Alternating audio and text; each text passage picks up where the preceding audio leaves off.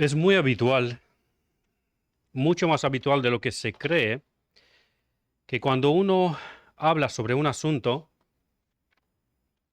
el que escucha entiende otra cosa. ¿Te pasó alguna vez que te malentiendan?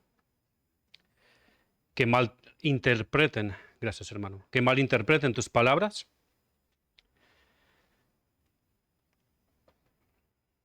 En el texto de hoy, los discípulos de Jesús no entendieron sus palabras.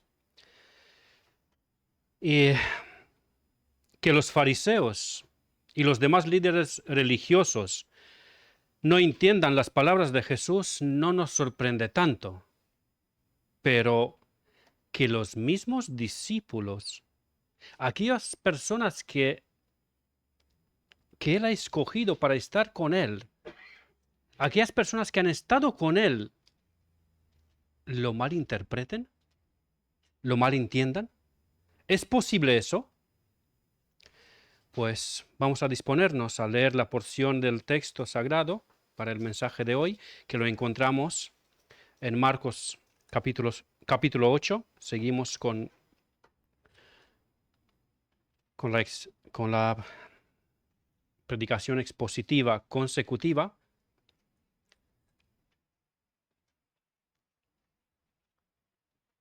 Y tenemos en el Evangelio de nuestro Señor Jesucristo según Marcos, capítulo 8, leeré los versículos de 10 al 21.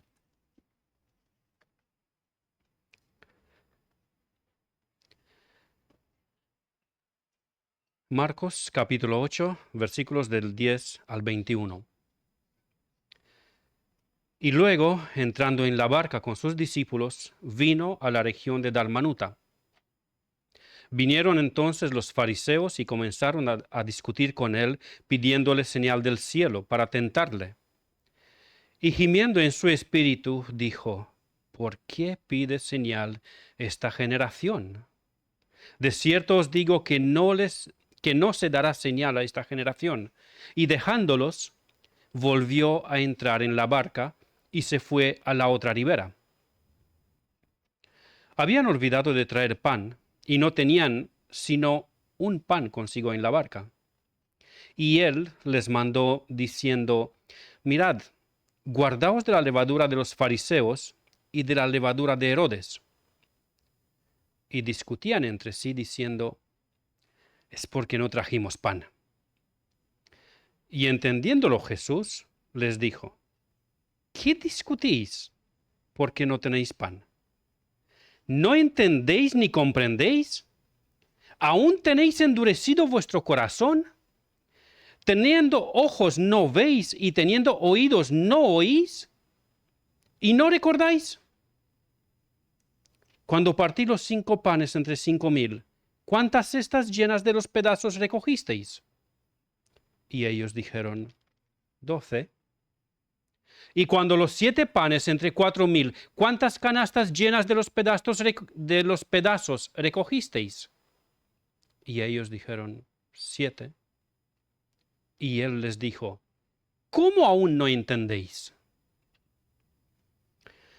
Tocaré un poco los versículos que el pastor expuso en el mensaje del domingo anterior, no porque tengo algo que corregir o añadir, Dios lo sabe, que no es por eso, sino porque introducen mi texto. Los versículos de 10 al 13 son el contexto inmediato a lo que se describe a continuación. Este enfrentamiento que Jesús tuvo con ese grupo de fariseos y saduceos tuvo lugar en la región de Dalmanuta, tal como lo vemos en el versículo 10. Al final del versículo 10 dice: vino a la región de Dalmanuta. No puedo deciros con exactitud dónde se encuentra este lugar, si es en el lado este o en el lado oeste del mar de Galilea, si es en el lugar gentil del mar de Galilea o es en el lugar judío del mar de Galilea. He intentado localizar su ubicación, pero los comentaristas no coinciden en este aspecto. Algunos dicen que fue en el lado gentil, otros dicen que fue en el lado judío. El único aspecto en lo que coinciden, en lo que concuerdan, es que en ese lugar había una población de fuerte influencia judía por la presencia de muchos fariseos y saduceos que vienen a discutir con el Señor Jesucristo. Es muy probable que ahí, al llegar a la ribera, los discípulos u otra gente que acompañó al Señor Jesucristo con los discípulos en la travesía de la zona de donde había multiplicado por segunda vez los panes y los peces, esta gente que posiblemente le acompañaron o los mismos discípulos dieron testimonio de ese milagro que ocurrió en el otro lugar. Y no solamente el milagro de la multiplicación, de la segunda multiplicación de los panes y los peces, sino la múltiple sanación que hizo con toda aquella gente que le seguían, que vinieron en aquel lugar.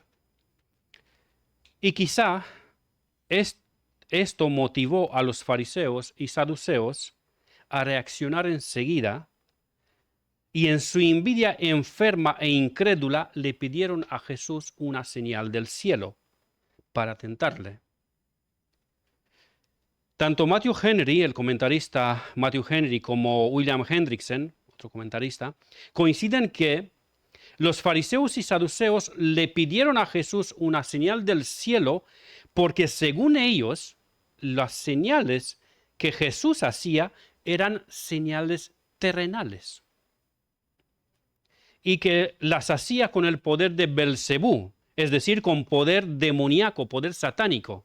Y no era por primera vez que lo insinuaban o lo afirmaban. En otra ocasión se lo dijeron al Señor directamente, que con el poder de Belcebú Él saca a los demonios. Eso ya lo vimos cuando estuvimos exponiendo Marcos 3:21. Pero ahora los fariseos y los saduceos quieren, no, una señal del cielo. No, esto es lo que tú estás haciendo, sanando por ahí, por allá. No, una señal del cielo, algo potente. Multiplicar 2 veces los alimentos, alimentando miles de personas.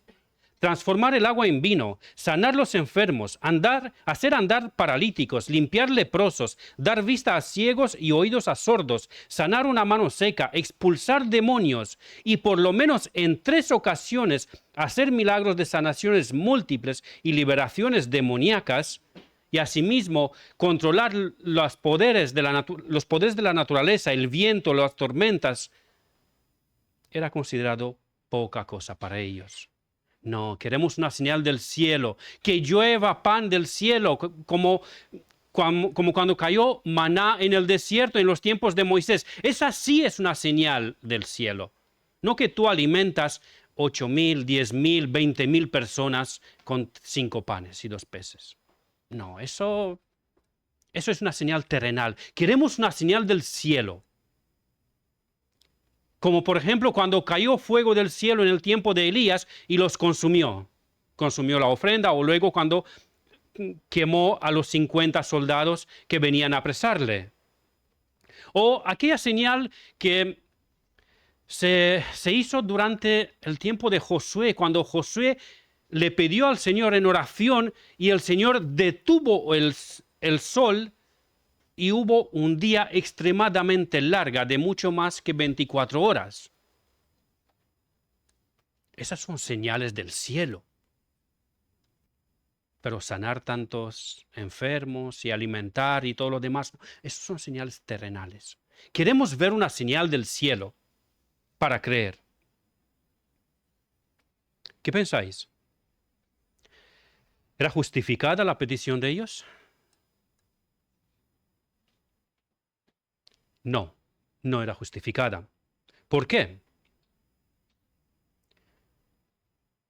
Ellos tenían las profecías del Antiguo Testamento.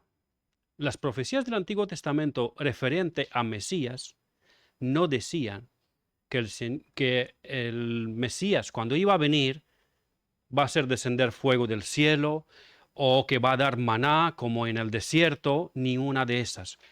¿Qué decían las profecías del Antiguo Testamento sobre el Mesías? Exactamente las señales que el Señor Jesucristo estaba haciendo y se cumplían en su vida. Las profecías del Antiguo Testamento decían claramente que cuando el Mesías había de venir, iba a hacer todas esas señales que el Señor Jesucristo hacía. La incredulidad de los fariseos y saduceos no era el resultado de falta de evidencias de parte de Jesús, sino que a pesar de todas las evidencias, a pesar de todas las señales que el Señor Jesucristo había hecho, ellos endurecieron su corazón y obstinadamente se negaron a creer en Él. De hecho, ya había ocurrido una señal del cielo en el momento del bautismo del Señor Jesucristo. Cuando Dios rasgó los cielos, descendió el Espíritu Santo en forma corporal de paloma y se escuchó la voz del Padre desde los cielos tronando: «Este es mi Hijo amado en cual tengo complacencia». Y no creyeron.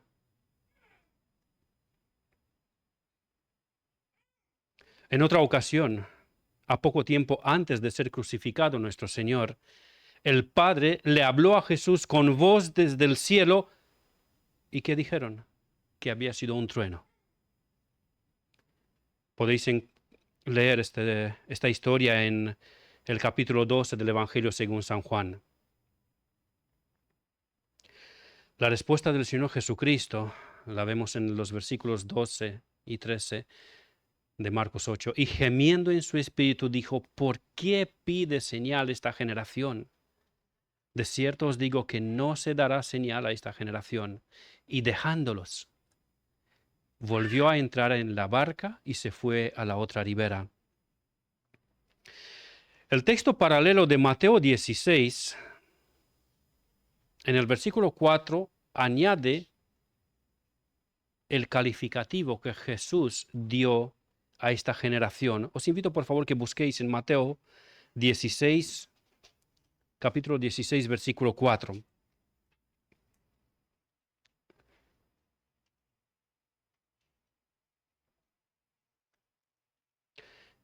Mateo 16, versículo 4 dice lo siguiente: la generación mala y adúltera demanda señal, pero señal no le será dada, sino la señal del profeta Jonás. Y dejándolos, se fue. Jesús, aunque se fue de ahí y los dejó en su obstinación y la dureza de sus corazones, les profetizó y les dijo que se les daría la señal del profeta Jonás. Tal como Jonás había estado 3 días en el vientre del gran pez, el Hijo del Hombre habría de estar 3 días en el vientre de la tierra. Pero cuando esta señal se cumplió en la resurrección de nuestro Señor Jesucristo, tampoco creyeron, sino que siguieron igual de tercos y endurecidos, o incluso más aún, porque trataron de ocultar la resurrección y pagaron grandes sumas de dinero a los soldados que hicieron guardia en la tumba de Jesús para que digan que los discípulos de Cristo vinieron y robaron su cuerpo mientras ellos dormían. Definitivamente, los fariseos y los saduceos no necesitaban evidencias, sino humillarse a los pies de Cristo en arrepentimiento y fe. Hermanos, la generación de aquel entonces fue una generación extremadamente terca, obstinada y dura de cerviz. Pero aquella generación ha sido hecha de la misma materia que es la nuestra. Nuestra generación no es ni mejor ni peor, sino exactamente igual. El hombre perdido, el hombre natural, tiene el entendimiento entenebrecido por el enemigo para que no vea el resplandor del Evangelio de Cristo. El hombre inconverso está muerto en sus delitos y pecados y plácida y culpablemente se revuelca en los placeres temporales de este mundo. Y aunque oye el Evangelio precioso de Dios, se vuelve a su pecado, tal como lo dice el apóstol Pedro, como la puerca lavada se vuelve al cieno y el perro a su vómito. Sabe que le hace mal, sabe que le hace daño, sabe que será condenado al fuego eterno por eso, y aún así vuelve al pecado. Solamente si Cristo lo libera de la esclavitud del pecado y de Satanás, el pecador se vuelve a Dios. Solamente si el Espíritu de Dios le abre los ojos para ver la belleza y la gloria de Cristo en la cruz del Evangelio, el pecador se acerca a Él con fe. Solamente si el Espíritu Santo le convence de pecado, de justicia y de juicio, el pecador es compungido en su corazón y se arrepiente en polvo y ceniza. Solamente si el Padre le da vida espiritualmente, el pecador se vuelve de su pecado y vive para la gloria de Dios. Y así fuimos tú y yo. Versículos 15-16 de Marcos. Y él les mandó diciendo: mirad, guardaos de la levadura de los fariseos y de la levadura de Herodes. Y discutían entre sí diciendo: es porque no trajimos pan.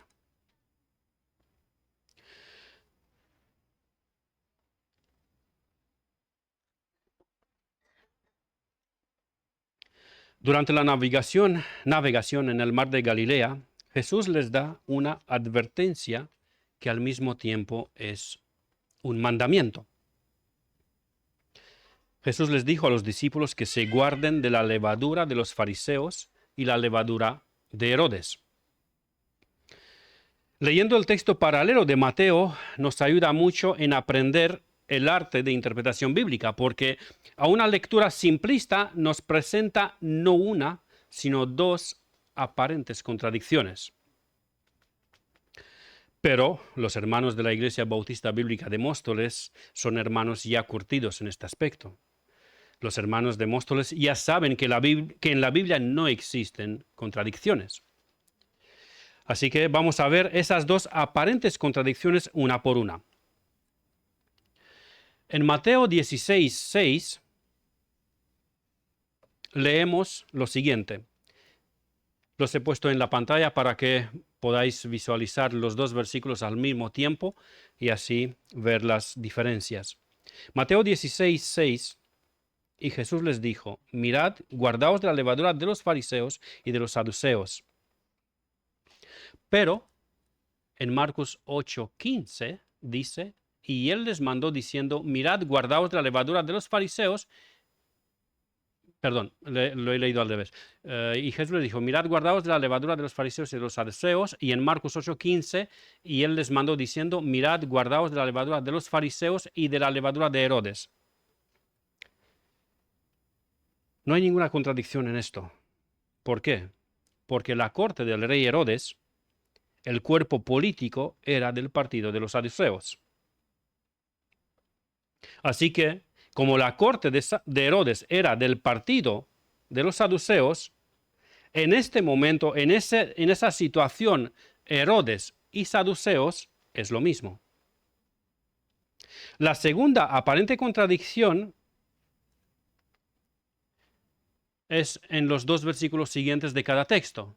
En Mateo 16:7 leemos: ellos pensaban dentro de sí, diciendo: esto dice porque no trajimos pan.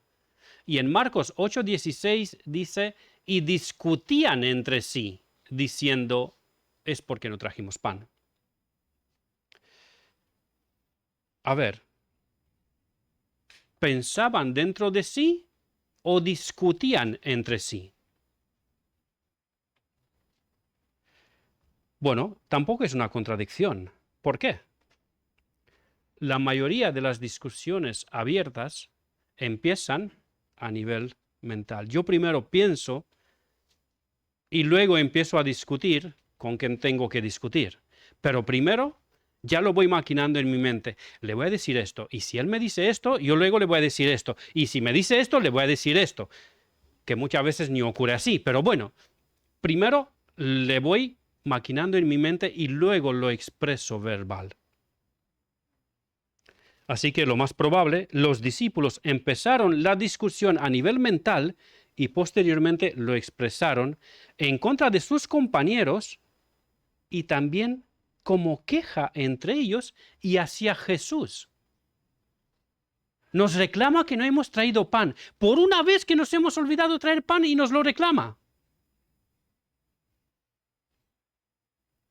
Pero claro, no decían en voz alta, susurrando. Nos da el texto a entender que ocurría eso. Y para sorpresa de ellos, Jesús demostró una vez más su divinidad por conocer tanto sus pensamientos y lo que discutían también entre ellos. Supongo que los discípulos pensaron que Jesús no se enteraría de ese aspecto, pero el Señor demostró una vez más que era Dios, porque sabía lo que había en el corazón y la mente de los discípulos y qué era lo que discutían entre ellos, aunque lo hacían quizá en voz baja, susurrando. Y en este momento quiero decirte, querido amigo y querido hermano, sé quien sea que eres tú, que Dios sabe todo de ti, de tu vida, de tus actos, de tus palabras, de tus emociones, de tus maquinaciones, de tus pensamientos, todo. Dios es omnisciente, no hay nada, absolutamente nada que escape a su conocimiento. Y deberíamos sentir mucho temor de Jehová, sabiendo que todo, absolutamente todo, está descubierto ante Él. Y deberíamos sentir temor de Jehová si somos creyentes, porque sabemos que no hay ningún aspecto en nuestra vida que esté en perfecta obediencia con Dios.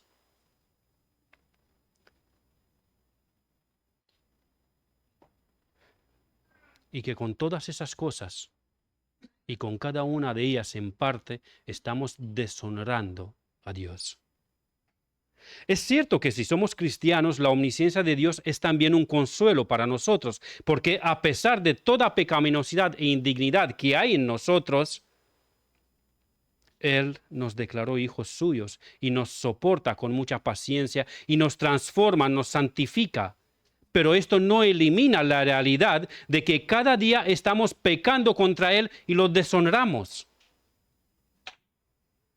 Y si para el creyente el asunto está muy delicado y serio, ¿qué decir para el incrédulo? Querido amigo, corre a los pies de Cristo en arrepentimiento y fe. Corre hoy, corre ahora, mientras la misericordia y la gracia de Dios te llaman al arrepentimiento, porque vendrá un momento que ni tú ni nadie más sabe, sino solo Dios. Vendrá un momento en que Él te llamará al juicio en su presencia. Y si tú no te has arrepentido de tus pecados, si tú no tienes a Cristo como tu Salvador y Señor, si tú no tienes los pecados lavados en la sangre preciosa de Cristo vertida en la cruz del Calvario, una horrenda condena te espera en el lago de fuego y azufre, en el castigo eterno. Los discípulos pensaban que Jesús no se había enterado de la discusión que ellos tenían, pero cuando el Señor empezó a hablarles, se sorprendieron en gran manera, porque Jesús ya sabía lo que había en sus corazones. Creo que les cayó como un jarro de agua fría, helada, las preguntas que el Señor Jesucristo les hace una tras otra. Versículos 17 al 21 de nuestro texto. Y entendiéndolo Jesús les dijo: ¿qué discutís porque no tenéis pan? ¿No entendéis ni comprendéis? ¿Aún tenéis endurecido vuestro corazón? Teniendo ojos no veis y teniendo oídos no oís. ¿Y no recordáis?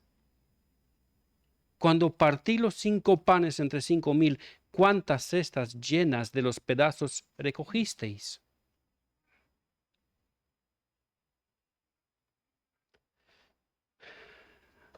Y culmina con una pregunta más. ¿Cómo aún no entendéis? Las preguntas de Jesús caen sobre los discípulos como un martillo que golpea una y otra vez en sus conciencias. Pregunta tras pregunta, golpe tras golpe. Supongo que recordáis que hace 2 semanas, cuando prediqué de la segunda multiplicación de los alimentos, afirmé algo que para algunos de vosotros sonó bastante dudoso, bastante raro. Afirmé que era probable que los discípulos no veían bien que Jesús multiplicara los alimentos por segunda vez, porque él no sacaría ningún provecho de esto. En la primera ocasión lo quisieron hacer rey y él los dejó y se fue. Aparte de esto, los discípulos no estarían con buena actitud, no querían servir una vez más a miles y miles de personas atendiendo y repartiendo comida y luego recogiendo los sobrantes. No eran gozosos a servir, no eran con buena actitud. Y esto lo afirmé que era así porque no habían entendido la primera multiplicación de los panes y peces. Y os di en aquel momento la cita bíblica. Y no lo habían entendido porque sus corazones estaban endurecidos. ¿Los corazones de los discípulos endurecidos?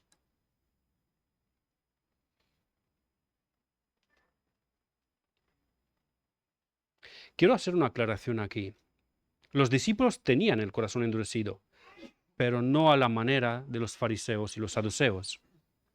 No estaban obstinados en rechazar a Cristo y su mensaje como los fariseos y los saduceos. Los discípulos seguían a Cristo, creían en su mensaje, pero habían cosas de la enseñanza del Señor Jesucristo y del modo en cual Cristo obraba que no les convencía, no les encajaba con la idea de Mesías que ellos tenían, pero eran discípulos verdaderos del Señor Jesucristo. Le seguían, creían en Él.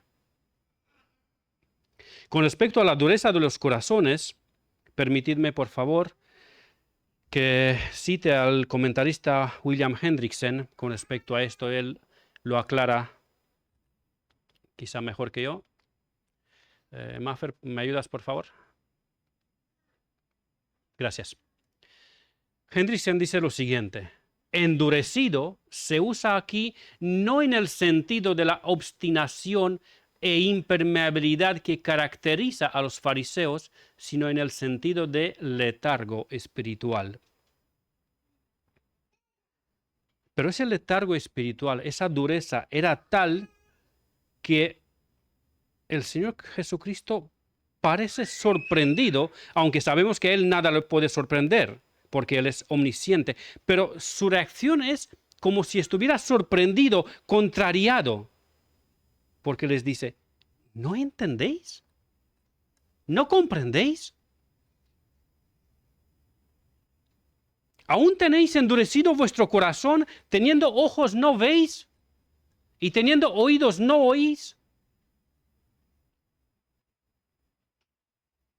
Es como si les estuviera diciendo: os estáis comportando como los impíos, como los fariseos y los saduceos, como los de afuera. Vuestras reacciones os hacen más bien semejantes a los incrédulos que a seguidores míos. ¿Cómo es que no entendéis? Estoy parafraseando. ¿Cómo es que vuestro corazón está endurecido después de quitar yo de vosotros el corazón de piedra y daros un corazón de carne sensible a las cosas de Dios? ¿Cómo que estáis endurecidos si tenéis ya un corazón de carne? ¿Qué pasa con vosotros? Yo os abrí los ojos del entendimiento y otra vez estáis ciegos. Otra vez no veis. Yo abrí vuestros oídos para que oigáis la palabra de Dios y otra vez estáis sordos.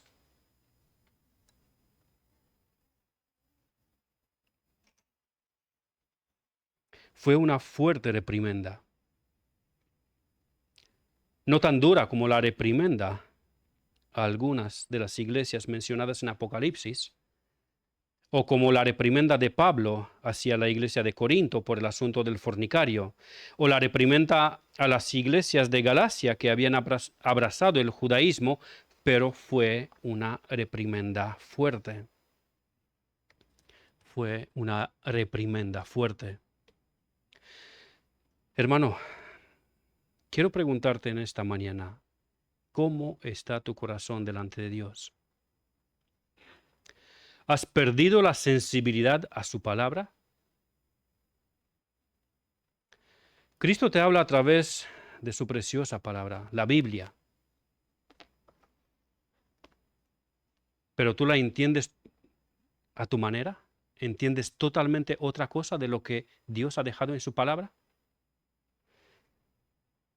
¿Has abierto tus oídos a los falsos maestros, profetas y apóstoles que han llenado el mundo con sus herejías y blasfemias, quienes tanto daño han hecho a la iglesia de Cristo? ¿O has abierto tu oído a la enseñanza de la sociedad que te anima al egoísmo, indiferencia y rebeldía contra toda autoridad familiar, eclesial y gubernamental? ¿Cómo está tu corazón? Le pido a Dios que no permita que mi corazón y tu corazón sea endurecido. Que no permita que pierda yo la sensibilidad a las cosas de Dios, y asimismo pido por ti, mi hermano en Cristo.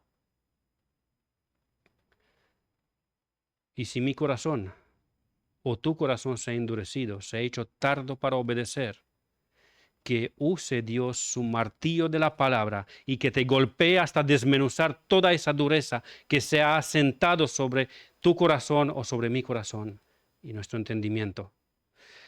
Que tenga Él misericordia de nosotros y que no nos deje seguir en nuestro letargo espiritual, sino que nos golpee con su palabra hasta sanarnos y restaurarnos. La reprimenda de Jesús a los discípulos fue una reprimenda fuerte. Pero no solamente fuerte, sino que fue argumentada lógicamente. El Señor les recuerda cómo en 2 ocasiones anteriores Él multiplicó los alimentos de tal manera que se saciaron miles y miles de personas. Así que ellos no tendrían ninguna razón para pensar que el problema era el pan. Más bien deberían recordar que en múltiples ocasiones Él les habló por parábolas. Y en una de esas parábolas, Jesús había utilizado el mismo elemento de la levadura para presentarlo como algo que en sí mismo es pequeño, pero que afecta y transforma todo aquello con lo que entra en contacto, tal como la levadura leuda toda la masa.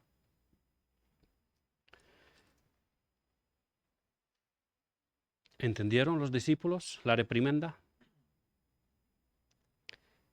El Evangelio según Marcos no nos lo dice claramente, pero Mateo 16:12 nos da esperanza. Entonces entendieron que no les había dicho que se guardasen de la levadura del pan, sino de la doctrina de los fariseos y los saduceos.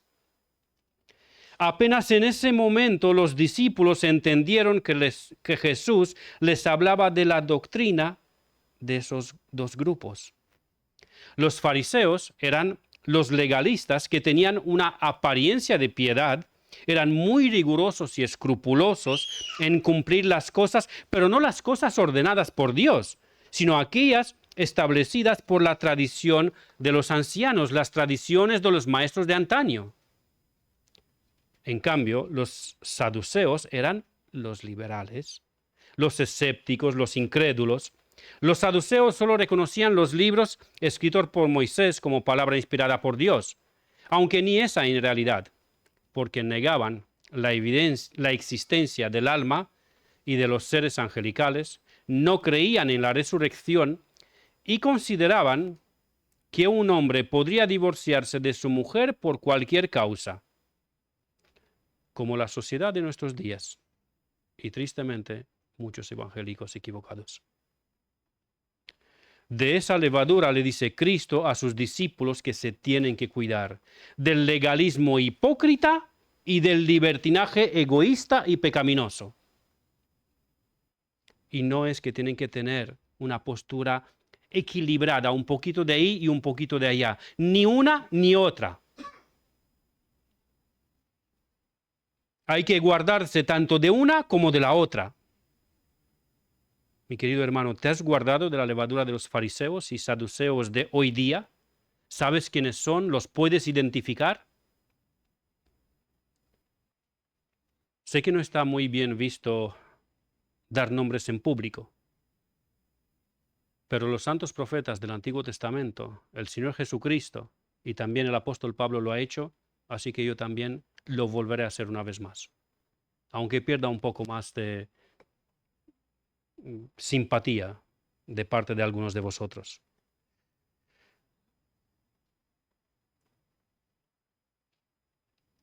Los fariseos de hoy día podrían ser los mormones, los testigos de Jehová, los adventistas y todos los pastores pentecostales, bautistas y evangélicos que te condicionan el ser bendecido por Dios en función de si les das a ellos el diezmo de tu salario y tu pacto de primicias u otras cosas semejantes. Los que te condicionan la salvación y la bendición de Dios de cosas que les entra a ellos en el bolsillo. Te dicen, no, el diezmo no es para mí, es para Dios. Y no es que te lo llevas tú. Bueno, sí, me lo llevo yo. Hipócrita. Los saduceos, en este capítulo estoy más cómodo porque tengo nombres y apellidos concretos.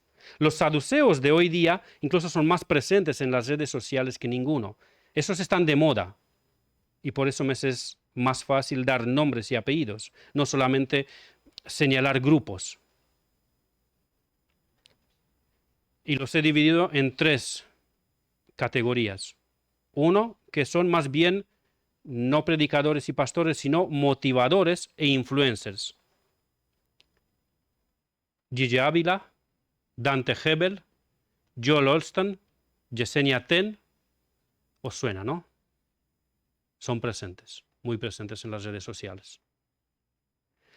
En la categoría de los supuestos apóstoles entra Guillermo Maldonado, Cais Luna, Hernán Acosta, conocido también como Chiribí Chiribí, José Duarte, Carlos Barrancos, Carlos Harrigan y hay unos cuantos más. Y en la de cantantes e influencers, el famoso Jesús Adrián Romero, Marcus Witt, Cristín de Clario, Gilson y otros semejantes. Y tristemente no son estos los únicos fariseos y saduceos modernos. Y hermano, tendrás que aprender a distinguirlos. Porque si no sabes distinguir entre un pastor, un siervo que enseña fielmente la palabra de Dios y un fariseo o saduceo moderno, es decir, aquellos maestros, cantantes, pastores que apartan la vista de los mandamientos de Dios hacia la tradición de los hombres, manteniendo una apariencia de piedad y santidad, o aquellos que te abren la puerta hacia una vida libre de compromiso, deberes y responsabilidades con Dios, con la familia o con la iglesia. Si no sabes distinguir entre los que te enseñan la palabra de Dios, sana doctrina, y esos fariseos y saduceos modernos, te van a atrapar. Si no maduramos, si no aprendemos cómo identificar a esos lobos rapaces, como los llama la Biblia, nos harán caer en sus trampas y fácilmente seremos sus víctimas. En conclusión, hemos visto la advertencia, mandamiento que Jesús les da a los discípulos. No fue una sugerencia, fue una advertencia y al mismo tiempo un mandamiento. Guardaos de la levadura de los fariseos y de los saduceos. Es una advertencia y un mandamiento, no una sugerencia. Y vimos también la reprimenda porque estaban endurecidos y no entendían sus palabras. Si no entienden la advertencia, no entienden el peligro. Y si no entienden el peligro, caerán en la trampa y serán víctima de los lobos rapaces vestidos de oveja, y sufrirán tanto ellos como los que los rodean. Familia, hermanos, iglesia y lo más triste de todo, el nombre glorioso de nuestro Señor Jesucristo será manchado. Que Dios tenga misericordia de nosotros, que nos ayude a entender y retener lo que nos ha hablado hoy, y que nos ayude a vivir la vida cristiana decente, honesta, humilde, honrosa y valiente. Amén.